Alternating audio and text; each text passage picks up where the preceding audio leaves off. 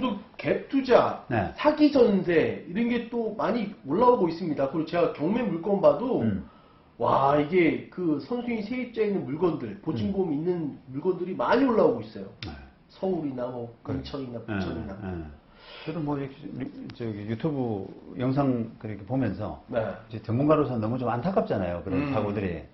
그래서 그 좀 절절해가지고 보다 보면은 또 다른 기사들도 있고 계속 이렇게 그 사건들이 이렇게 이어진다라고 하는 사건들이 너무 많다라고 하는 생각이 들던데 그러면서 자꾸 이제 갭 투자 이야기를 좀 하게 되는데 그 뭐 인터뷰 같은 뉴스 같은 데 보면은 그 피해자 세입자들이 주로 공인중개사 믿었는데 공인중개사가 지금 뭐 나몰라라 하고 뭐 그렇게 해서 너무 무책임하다 이런 이야기를 많이 하잖아요. 그렇죠. 그리고 이 세입자들은 뭐 중개사나 또 뭐 컨설팅 뭐 그런 사람들은 어떻게 할 수 없고 현 집주인만 어떻게 막 하잖아요. 어떻게 그러니까. 돈 받아내려고. 그래서 이제 이제 이런 갭 투자 과정에서 이제 관여했던 공인중개사들의 어떤 책임 이런 부분을 좀 오늘 다뤄볼까 하는데 일단 그 좀 그런 그 인터뷰나 그 언론 뉴스 같은 걸 보면은 그 공인중개사를 너무 이렇게 신뢰하는 이게 물론 이제 그 갭 투자에 관여된 중개사들은 기본적으로 조금 그 문제가 있는 사람들입니다. 문제가 있거나 자격증이 없더라고요. 그래요. 자격증이 있어도 그 좀 문제가 있는 정상적인 부분이라고 할 수 없는 그런 부분인데 문제는 이제 소비자들은 그걸 알 수가 없잖아요. 그렇죠. 예를 들면 그냥 등록된 공인중개사 사무소에 가서 뭐 그 사람들은 립 서비스는 또 확실하게 하니까. 그렇죠. 현란하게 딱 그러니까 썰딱 풀면 그러니까 친절하고 모르니까. 그러니까 이제 그게 넘어가서 그냥 하게 되니까 이 사람이 뭐 제대로 된 사람인지 아닌지 이걸 모르지 않습니까? 그러니까 이제 그렇게 이제 생각을 하게 되면은 공인중개사에 대한 신뢰 이런 부분은 기본적으로는 조금 이렇게 어느 정도는 좀 이렇게 의심을 해야죠. 의심을 해야 된다. 절대적으로 믿어서는 안 된다. 이렇게 이제 말씀드릴 수밖에 없거든요. 그리고 경우에 따라서 좀 다르겠지만 뭐 예를 들면 뭐 들러리까지 동원해가지고 또 조직적으로 이렇게 갭 투자하는 그런데 관여한 중개업자들은 당연히 법적인 책임이 있겠죠. 그죠?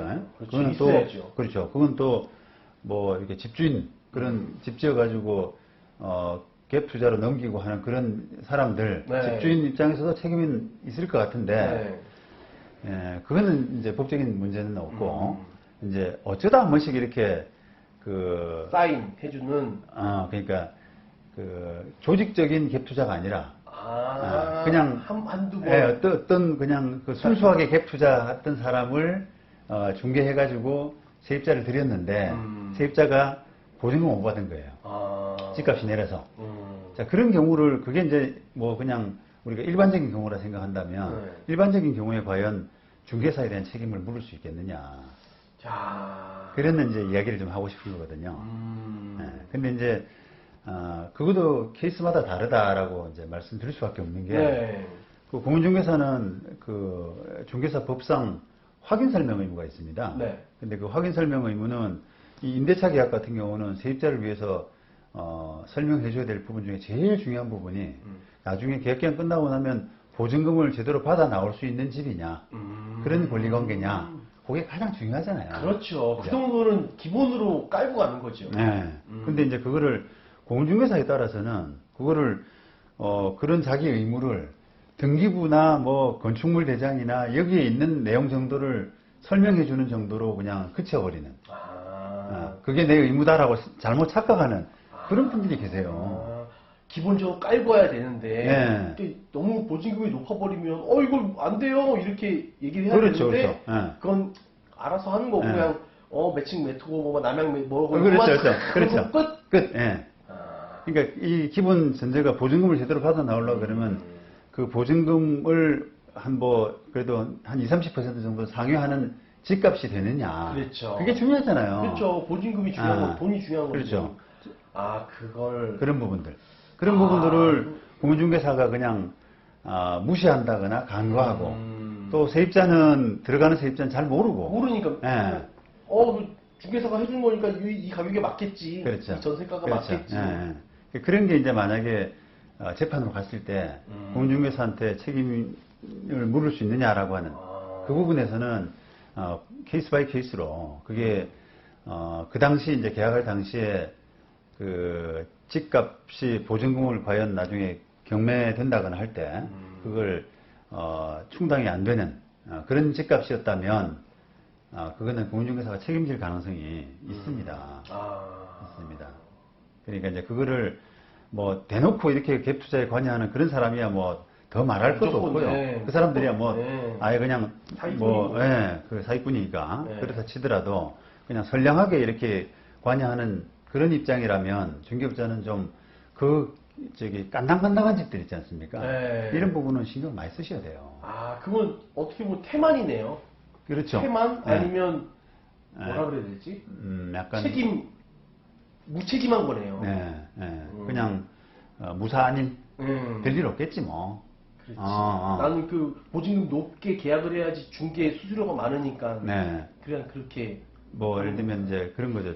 보증금이나 집값이나 비슷한 이런 집을 거래하는 분들의 마음 자세는 뭐 집값이 오를 수도 있고 그 다음에 나중에 잘 안 되면 세입자가 그냥 세입자가 낙찰 받겠지. 이런 식으로 끝나겠지. 이런 식으로 이제 좀 태만하게 생각하는, 안이하게 생각하는 경향들이 있더라고요. 그때 중개사는 이렇게 보증금 높게 하면 안 된다. 네. 좀 낮게 하든지 네. 아니면 그 낮은 금액은 월세로 좀 하든지 그렇죠. 이런 조정을 해줘야 되는데 그렇죠, 맞습니다. 그냥 덜컥. 그렇습니다. 그건 안 되죠. 태만이죠. 그렇죠. 그러니까 이제 중개사들의 이제 책임은 이제 그렇고요. 근데 이제 문제는 중개사들이 책임은 법적으로 지지만 그게 이제 그 소비자들이 자 만약에 그 1억 들어갔다가 그게 보증금을 못 돌려받아서 그 집을 이제 경매로 쳐서 보증금 회수한 돈이 6천만 원밖에 안 된다. 그러면 4천만 원을 손해받지 않습니까? 4천에 대한 책임은 누구한테? 4천만 원의 배상 책임을 중개업자한테 청구를 하게 되면은 판결은 4천만 원이 다 나오는 게 또 아니에요. 그러겠죠. 과실상계를 하지 않습니까? 그러면 중개업자 책임이 한 70, 소비자 책임이 한 30 이렇게 해서 나온단 말이에요. 그러면 이제 4천에 70이면 2억 2,800? 그 정도만 중개업자한테 받아라. 이렇게 나거든요. 그럼 손해는 무조건 감수해야 되네, 임차인은. 그런 게 감수할 수밖에 없습니다. 그러니까 이제 참 저도 그 처음에는 정말 과실상계라는 게 이해가 안 되더라고요. 소비자들이 중개수수료를 제대로 주고 이거 중개사한테 돈 주고 맡긴 거니까 중개사가 책임지도록 해야 되지 않느냐. 그러니까. 소비자가 또 그걸 소비자 입장에서 확인 못했다는 부분을 과실로 30%를 잡는 게 참 저는 이해가 안 되던데 지금도 사실 좀 그런 부분이 있어요. 그렇죠. 임차인은 아마추어고. 그렇죠. 그 사람은 프로고. 네. 또 보증보험도 있잖아요. 그렇습니다.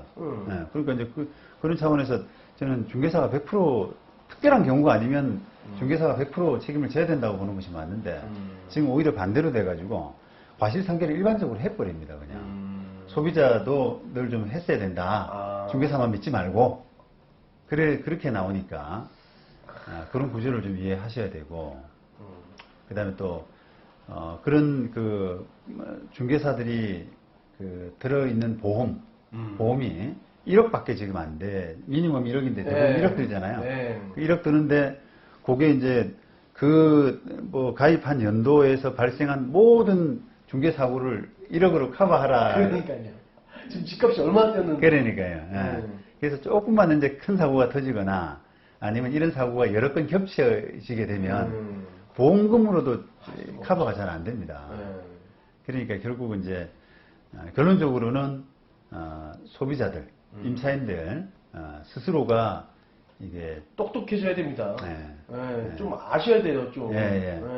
그래서 정말 인터뷰 볼 때 너무 안타까운 게 난 진짜 어떻게 내가 중개사 믿고 이렇게 했는데 내가 어떻게 해야 될지 모르겠다. 내가 너무 한심하다. 뭐 그런 이야기를 하시던데 진짜 마음속에 저는 이제 그런 생각이 드는 게 이게 공중개사는 절대 전적으로 신뢰하기는 좀 어렵다. 그렇죠. 그러니까 이게 변호사나 이런 사람들한테 단 10만 원 단 10만 원 주고 조금 상담을 좀 받으라. 라는 말을 꼭 해드리고 싶어요. 맞아요. 우리 변호사들도 이제 예전과 달리 문턱이 많이 낮기 때문에 사실은 이제 그런 어떤 자문을 구하게 되면은 아무래도 이제 객관적인 입장에서 더 이야기해주게 되지 않습니까? 그렇죠. 중개사는 그 거래를 성사시켜야 되기 때문에 조금 객관적이기가 그렇죠. 어려운데 많이 주관적이죠. 그렇죠. 돈이니까. 그렇습니다. 예. 근데 그게 이제 좀 자문하는 그 비용 한 10만 원 정도가 나중에 그 큰 손해 이런 부분을 막을 수 있는 방법이 되기 때문에. 네.